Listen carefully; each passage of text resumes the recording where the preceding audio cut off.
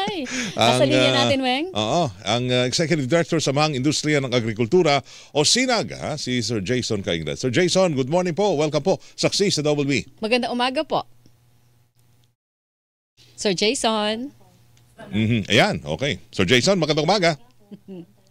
Nawawala siya, Miko. Nawawala. Nawawalang linya ni Sir Jason Cainglat. Pag-usapan natin kasi sabi nga natin, ilang araw nang tumatakbo yung implementasyon ng MSRP sa baboy at saka sa carrots, di ba?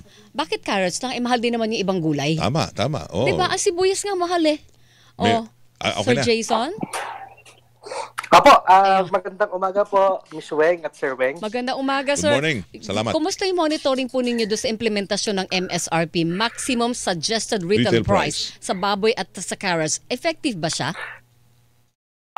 So far po, ang nakikita natin sa mga pamilihan, hindi siya napapasunod pa. Kaya po ang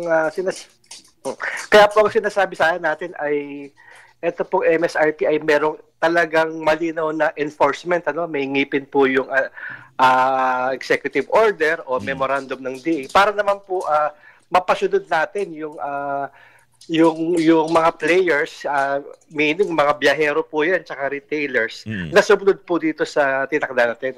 Napag-usapan na po natin last time, parang sinusubok ngayon, kasi magpapasko.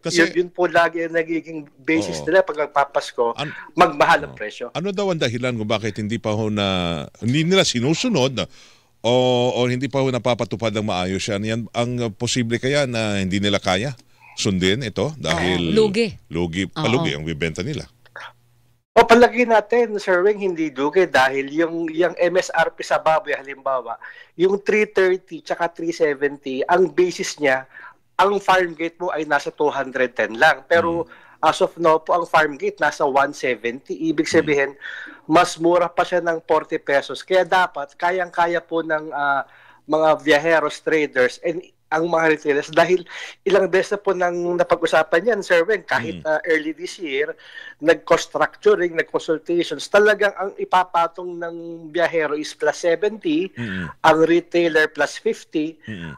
Happy na po dapat lahat pagka ganun po yung naging cost structure natin. Kikita na sila, kaya po hindi natin maintindihan bakit hindi pa rin sumusunod yung ang tingin natin nasa gitna, in fairness po sa retailers, kasi sinasabi nila yun lang ang pasa sa kanila. So baka po talaga dapat tingnan yung mga nasa gitna po. At Sir Jason, ganito lang. Mayroong ibang palengke, nagre-report din sa mga text sa amin May palengke na umabot ng 400 ang liempo.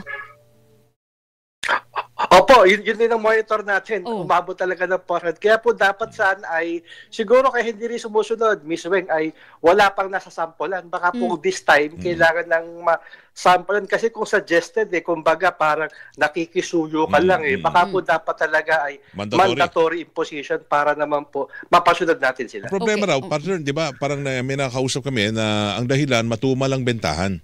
So, yung mga nagdebenta sa palengke, hindi rin nila kayang ibabayan dahil gusto nila maibenta ho yung karne nila doon ho sa talagang presyo na pinagkuhanan nila. At least, sapat ang kita ho nila kasi kokonti yung bumibili daw ngayon. Parang ang ganito konti, di ba dapat ang rule dapat pag mababa, maraming bibili, di ba? Pero ito, ngayon daw, Sir Jason, konti ang bumibili, mahina yung demand, kaya kailangan magtaas ang presyo para bumawi sila sa kita. Kasi kung mababa pa rin, mas konti yung bumibili, wala silang maiuwing kita. Opo, ang katwiran po talaga ng mga vendors natin, Miss Weng, pag mataas ang presyo, talagang ayaw nila. Kaya po meron talagang basis yung sinasabi nilang mas gusto nilang mura. Kasi nga po, nung mga nakaraan, nakakabenta sila ng 2 ulo, 3 ulo. Ngayon po, 1 ulo, hirap na hirap. Kaya po, totoo yung mahal kasi ngayon ng baboy, kaya hindi po kasing dami ang nabibili as before. Pero baliktad po yung reasoning kasi nga lalong walang bibili pagtataasan nila. Opo. Talaga ba naobserbahan ninyo na humina din po ang demand sa palengke? Oo po. Kahit early this year po, dahil nung mula nang sumipa ng 300 plus po yung baboy, yun na pong reklamo rin ng mga vendor sa atin. Hirap silang makabenta ng isang buong baboy ngayon. Dati-rati, kayang-kaya nila. Ano yan, mahal na, tapos wala pang pambili yung mga tao. Yun. Opo, talagang deadly combination yun. Kaya sabi nga natin kahit magpapasko at kahit pilitin mo magkasya yung 500 sa Noche Buena, mahihirapan ka po talaga dahil ang mahal po lahat hindi lang po baboy.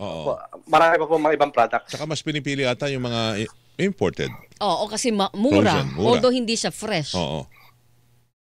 Opo, ang nawala talaga sa mga vendors natin, Miss Weng, Sir Weng, yung mga institutional buyers ng mga vendors, ibig sabihin yung may mga karinderya, yung may mga kantin, yun ang nawala. Kung ordinaryong Pilipino po, kahit mahal siya, kasi prefer talaga natin yung fresh, yung sariwa.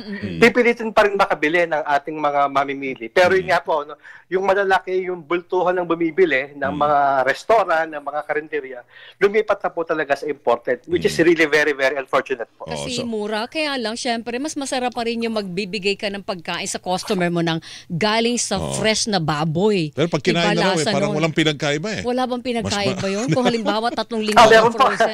Meron.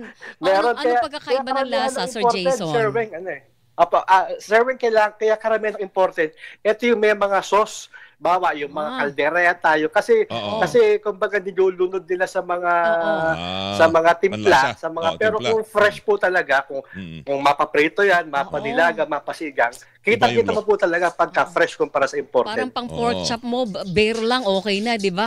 Pinirito lang okay na. Pag local. Ang malungkot doon, imported yung karne mo, tapos pagbenta nyo, ulam na yun, di ba? Yung mga ganon. Mahal ang ulam. Bakit? Di ba? Mahal na rin kayo ang ulam. Di ba? Totoo yan. Isang serving ata, 80. 60, 70. Correct. Tama po. Sir Jason, pag sinabi mo pong enforcement dapat ang gawin ng gobyerno, gawing mandatory instead of suggested retail price, ibig sabihin nun, dapat magpapato ng parusa ang gobyerno pag hindi sumunod. Opo, tama po. Kasi ang alam po natin, Ms. Weng, dapat yan covered na ng anti-economic sabotage law. Meron dun portion sa batas na profiteering. Makikita naman talaga nila kung sino yung may labis-labis na pagpatong. Yun nga lang po talaga ang kailangan, enforcement.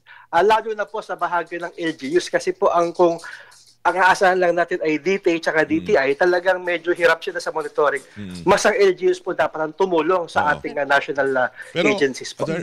Sir Jason, sadali kasi ilan lang naman dumadaan sa 3 kamayata yan, yung producer mismo, tapos sa biyahero, tapos sa tindero. Diba? 3 lang ito.